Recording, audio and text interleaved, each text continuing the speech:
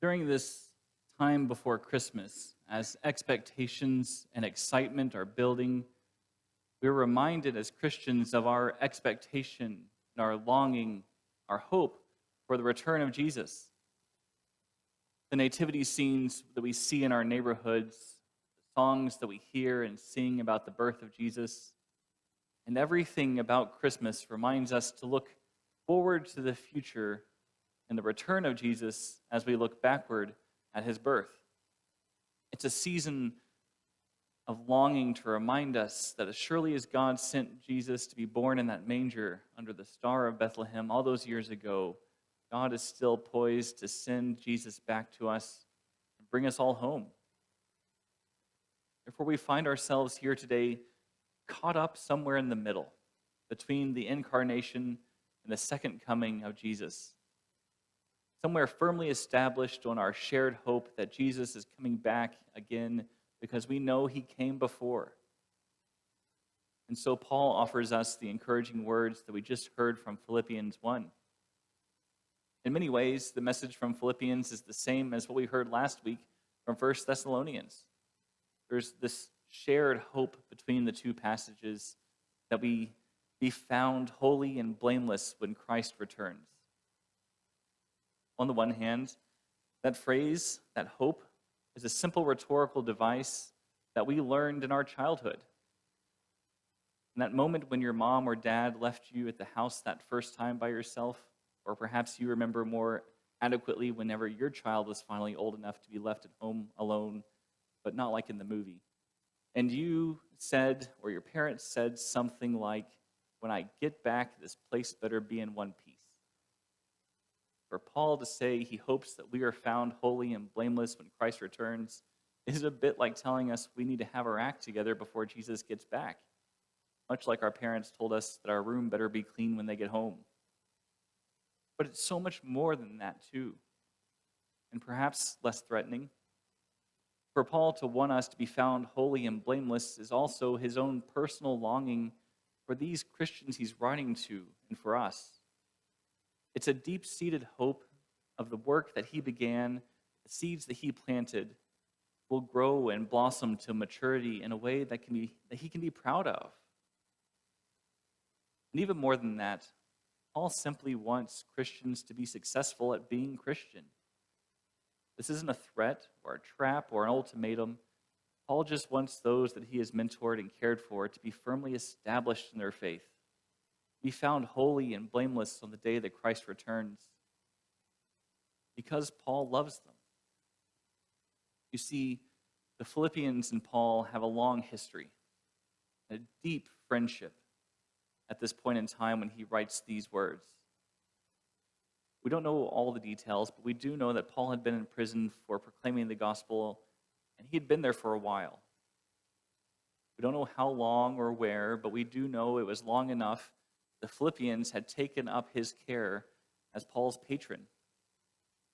Often, whenever you are in an ancient Roman prison, the prisoner was not provided with necessities, including clothes and food. It was common that if you're going to be in that prison for a length of time, that you had to have someone on the outside provide what you needed to keep you alive.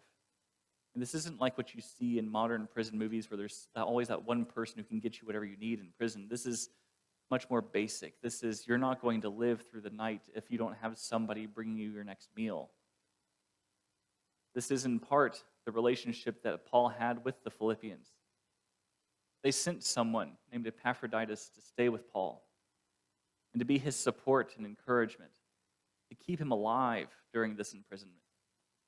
And there was also Timothy, who seemed to be a go-between, bringing supplies and written communications like this letter. So, of course, Paul cared for and loved the Philippians, and they obviously cared for and loved Paul. They wanted each other to be successful in the faith, and they did whatever they could to cause success in one another. So, while Paul is being kept alive by the Philippians, Paul is also trying to help the Philippians as much as he could with their own issues within their church. There seemed to be some sort of disagreement over something. There always is. And sides have been drawn. Individuals were feuding with other individuals, and to an unknown extent, the church was fracturing.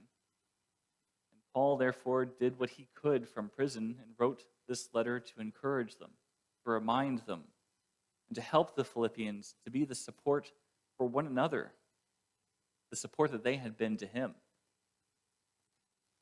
He wrote to remind them to have a mind of unity with one another, a mind of unity that was similar to the mind of Christ, to surrender their differences in preference to their similarities, what holds them in common in their faith.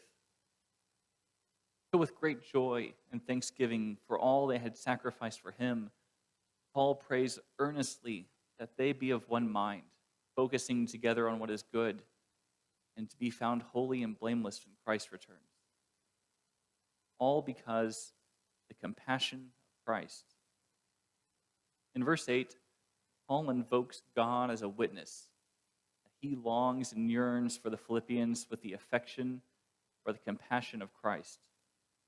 You'll allow me to nerd out for just a minute or 5.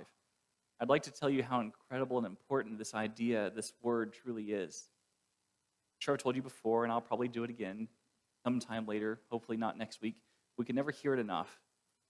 Literally in the Greek, this word for affection or compassion is a medical term for your guts, the gooey bits on the inside. It's nothing fancy. It's not a poetic word. It's a rather crass and graphic word.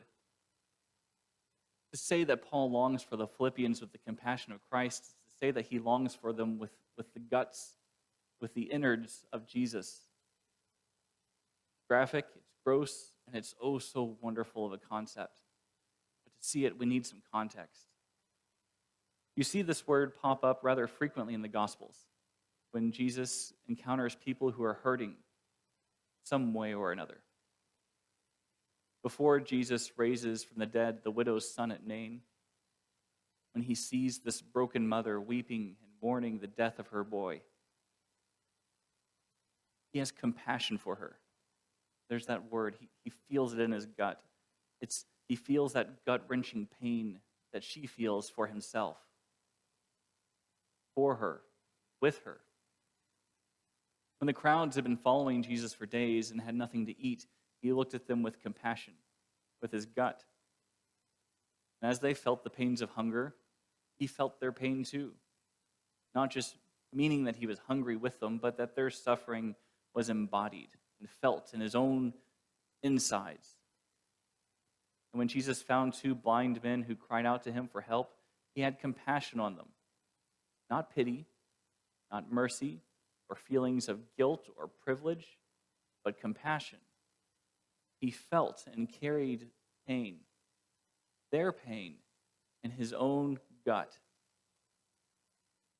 And we get this word compassion from Latin, and it's simply a compound word that means to suffer with. Not to fix someone else's suffering, but to carry it alongside them. Not to feel bad for someone who is hurting, but to join them in their hurt. All these people that Jesus had compassion for were not pitied or simply cured from their suffering. Before Jesus helped them or did anything, he took the time to understand them and to join them in their pain. To have compassion on the widow whose son had died was to join her in her grief, the pain of death, and to mourn with her like he wept with the family of Lazarus. To have compassion on the crowd that was hungry was to understand and feel their hunger and join them in their hunger. To have compassion on the blind men meant that Jesus took the time to allow himself to feel their desperation, their longing for help, and their sense of helplessness. You see, what makes Jesus so amazing, so wonderful in all of these stories isn't just the miracles he performs, but his willingness to suffer with those he loves long before he fixes anything. So when Paul writes to the Philippians that he longs for them with the compassion of Christ, well, that isn't just some King James Bible talk for saying that he cares about them. That's no mere Facebook comment of 2 hands high-fiving that's as a stand-in for prayer. That's not a platitude of pity. It's a deep, deep commitment to share their pain and their struggles like Jesus did for so many. Paul, the one who is suffering in prison, wanted to take on more suffering and more pain just so that those that he cared about didn't have to do it alone. And the Philippians had done the same thing for him. While he was in prison, they sent Epaphroditus and Timothy to care for him and suffer with him. They couldn't fix it, but they could keep him company. And the closest I think we can get to is something similar in our own time and culture is when we say to someone that we care about that we wish we could take their pain away. We see them hurting and we wish we could bear their pain for them. Knowing that we can't, we choose to keep them company in their suffering. So many stories that I could share with you about what that looks like. Some are profound and big and bigger than you and me. You could talk of Henry Nouwen. Henry Nouwen was a beautiful soul who loved people with compassion. Specifically, Henry was a theologian, a preacher, who felt called to keep company of those who didn't have any. He found a wonderful place somewhere in the remote parts of Canada, which was just more or less a home for those who didn't have a home, severely mentally challenged adults. And he chose to live with them, not to fix them, but to be their friend, keep them company in their loneliness. So that's where he lived out the rest of his life, staying there for decades. Not because anybody made him, not because it was good for him, not because of any altruism other than the fact that he wanted to share life with those people. We could do this from so many big stories like that. But the stories that stick with me are two in particular. I need to tell you about Miss Daisy. Daisy was, she's going to hate this. I'm going to get in trouble. Daisy was this wonderful 101-year-old woman who lived in the middle of Cross Plains, Texas, which if you know where that is, then I don't know why you know where that is. And she, at 101 years old, would wake up at 5 a.m. on Sundays to get ready for church in time, to make the rounds and pick up all of her other friends who couldn't drive themselves to church anymore. And she always joked that she, at 101, had to pick up all the 80-year-olds because they couldn't do it on their own. But she did. And it wasn't because she had an easier time than they did. She had chronic pain from a long and hard life. But she wanted to make sure that she kept company with those who needed the company. And she eventually was placed in a nursing home by her family, and she would sneak out regularly on Sunday mornings against the will of those who were taking care of her and those who put her there to still try to take her friends to church on Sunday mornings. Got in trouble for it every week, but she knew at 101 they weren't going to do anything about it. I learned a lot about compassion from Daisy. But I learned the most from Jack. Jack was a very quiet person. And he, every Sunday, would always make sure everything at church worked. If Jack wasn't there, nothing functioned. Every church has one or two of those people, and Jack was that person. But Jack was so much more than that. After church was done, he would go to lunch, and after lunch was done, he would spend the rest of his day going from nursing home to nursing home, sitting in rooms with strangers. Most of them he didn't know. Sometimes he did. Sometimes they were friends. Jack had advanced bladder cancer, and sitting was difficult. And he went every week, sat in rooms of people who didn't remember him because they couldn't, reintroducing himself time and time again, and having the same conversations over and over again to keep company with those who didn't have it. And I was lucky enough to keep company with Jack. We would go together. And so when the day came that Jack died, I knew exactly what to do. I sat with him. And I held his hand. He wasn't alone. He wasn't alone because everybody came to sit with Jack when he died.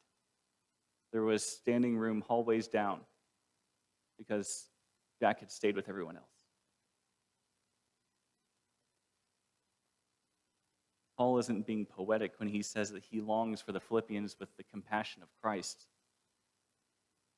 It means that he feels their pain like it's his own. He wants to carry that for them however he can. And so take a good look at every one of these poinsettias and see Jack sitting in a room and see the compassion of Christ. See Daisy taking someone to church who's 20 years younger than she is. See all those stories that you can think of on your own. See the Henry Nowens of the world who take on the pain and sufferings of one another. These poinsettias aren't just pretty. And someone jokingly this morning, I think 2 or 3 of you actually pointed out, how are these poisonous plants supposed to be so encouraging? Well, in some ways, I think that's the poetry of it all, isn't it? Each one of these poinsettias is a reminder of how we carry the pain and struggles of one another for each other. We can't fix it. We can never fix it. But we can yearn for each other with the compassion of Christ. Like Paul did for the Philippians, like the Philippians did for Paul. I don't know what that looks like for you. But I can tell you this. I guarantee you somebody on Zoom and somebody in this building is going to feel the loneliness of the holiday season. And we are the people who sit with them. We feel that loneliness with them. We are the ones who care when it feels like no one else does. That is what church family does. That's what we're supposed to be about. It was told to me this morning by a very wise person that these poinsettias represent everything that Christmas is about. And I think that's right. It's the compassion of Christ that we share for one another. They're pretty, yes. And there will be more next week, I know. Because I know that all of you are people who yearn for one another with the compassion and longing of Christ. And so we stay with each other to the very end until Christ returns and we are found holy and blameless and pure in his sight. And whenever one of us cannot stand before Christ on that day, the rest of us will be there to hold them up. What church family does. It is what Christmas is all about. So as we stand to sing the next songs, and the elders are in the back, you cannot stand on your own before Christ, waiting for his return. Ask for help, ask for strength, ask for encouragement. Let us carry your burdens with you. Let us sit with you in your suffering and your pain. And we can't promise we can fix it. But in all things, let us share with one another the compassion of Christ. And feeling each other's pains, we can bring hope, joy, and love, peace to places and people and situations that otherwise wouldn't have it. And if you need that this morning, take advantage of the elders as they stand in the back as we stand and sing the next song.